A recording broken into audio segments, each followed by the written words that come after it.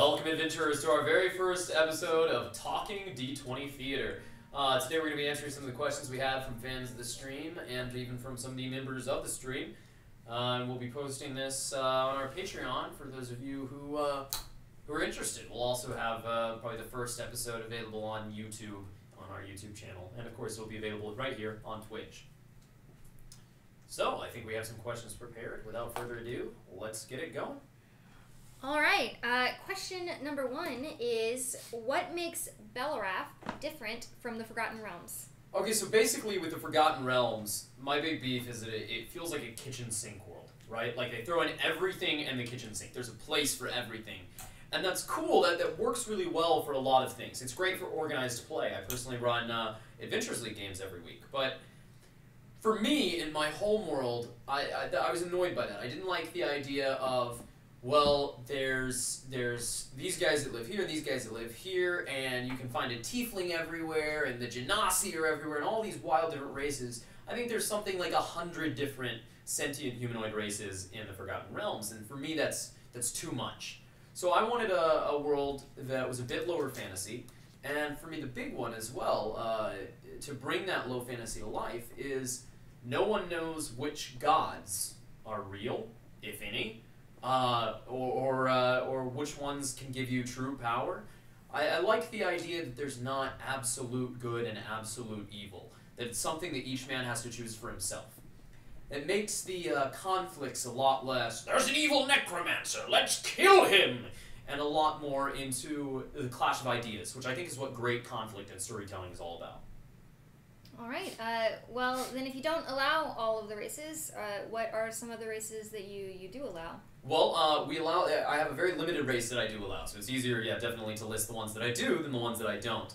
In Belerath, we have halflings, and we have all of the gnomes we've shoved in as sort of sub-races of halflings. So you can play a gnome, but it's called a halfling. We have high elves, wood elves, and dark elves. And the wood elves and the high elves are very close cousins, and the dark elves are their sort of own thing that we'll probably talk about, I think, here in a little bit, if I'm remembering the questions correctly. And then we have humans, and there's a couple different ethnicities of humans, just as there are of wood elves and dark elves and all of that. We have dwarves, we have orcs, and we have goblins. And I don't think I'm missing anyone off the top of my head. But yeah, I went for a more Tolkien-esque style with the races I wanted to use, some of the more classics, since those are the ones with the most heritage built into them.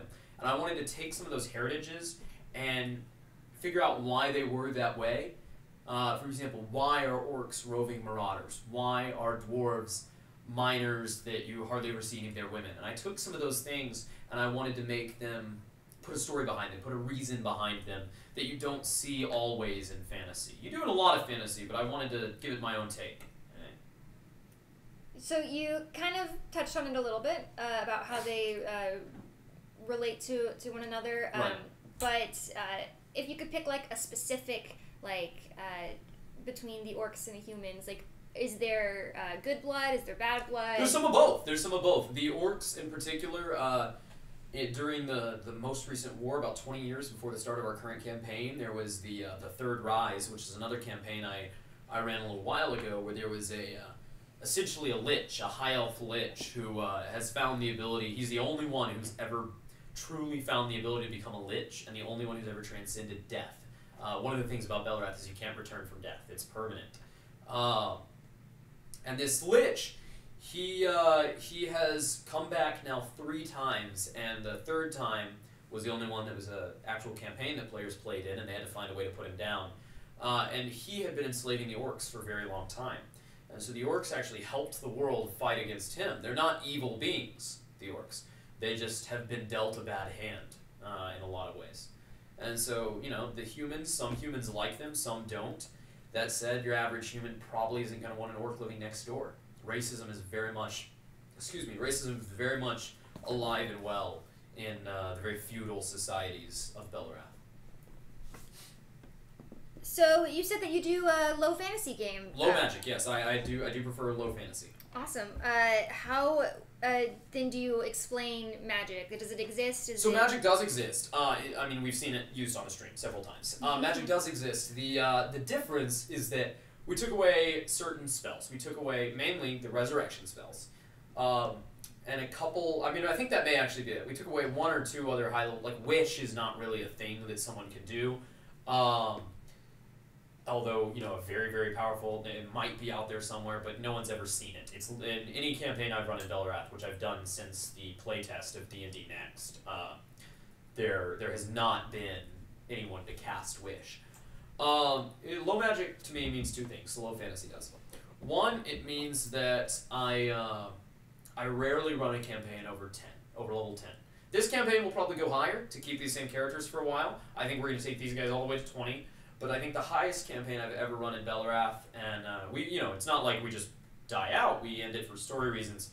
Got to level 16, maybe. And that's the highest we've ever done. Then the other thing that it means to me is that a lot of people in the world, you know, your average common, your average farmer in a village or a hamlet, has likely never seen a spell cast. They've never heard of that. Because if they did, why aren't we using them all the time? Why aren't we going around, you know, druids casting spells to help with the crops to grow? Why aren't we seeing people using Tensor's floating discs instead of carts? Why isn't that more common? And so to me, in our setting, what we decided is that a first level wizard is still a rarity.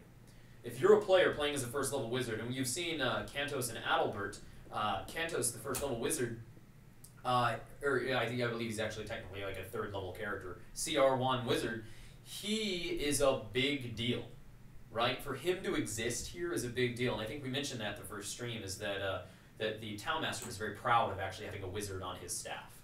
So it's a lot of that. And you asked, how do I explain magic? How do I explain where it comes from? It's way back in the lore, basically the elves, who, of course, the high elves, who now have been for a long time enslaving the orcs. They were friends with the orcs. They were the first two races to ever meet in the world. And at one point, essentially, the high elf, there was some dragons that came up from the ground, and they lived in the mantle of the planets under the planet's surface. And the dragons came up, and there was a big war, and it ended up scorching Karash Uruk, which at the time was called Samash Ung, Samash Ung, which meant essentially, that was their capital city, in their greater land of Karash Ung. And Karash Ung meant beautiful garden. And so when the dragons scorched it, they made the land entirely unfertile, which made Karash Uruk a very hard place to live, changing the name to Karash Uruk, which meant beautiful garden of rock, to basically say, like, our beautiful garden, our once lustrous land is now destroyed. And because of that, there were food shortages and all sort of things, and so the orcs started cracking down and becoming a militarized society. And Feolfe, who was the high elf at the time, he was the only type of elf there was, he was not super happy with that. His father had slain some of the dragons during the war, and had come back with him with a giant pearl. See, dragons, because of the highly pressurized power in their throats, they have these pearls. And he had come back with what they called the mantle pearl, that his father had purportedly taken from the throat of Asherah, the Lord of Dragons, the most powerful of all dragons. And this thing was about a yard wide, a yard high. Huge, huge pearl. And Feolfe had been growing up in the light of this pearl, which gave off this eerie glow.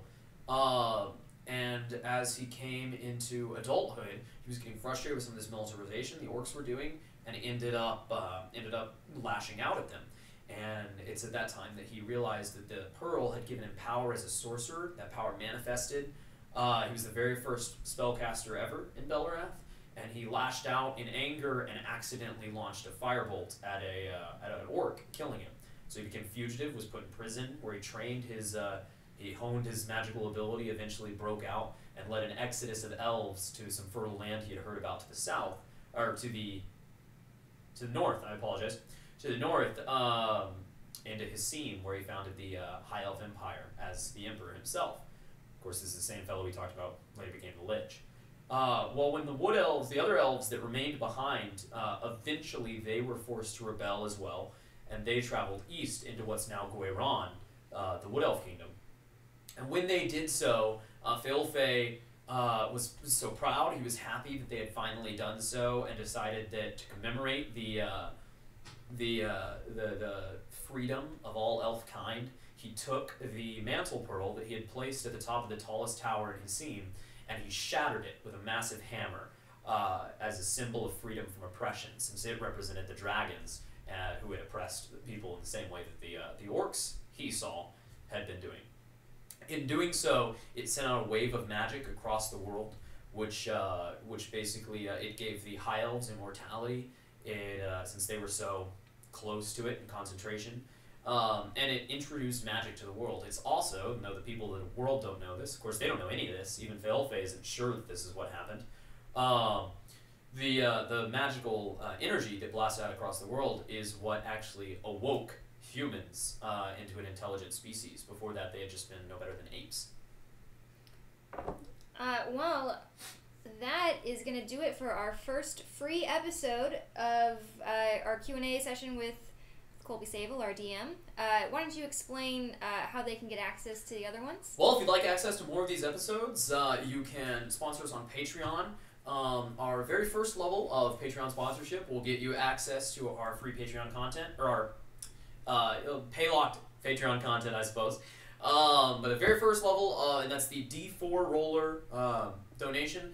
We use that again to buy equipment like this wonderful mic, like these beautiful lights that we have, and our wonderful cameras.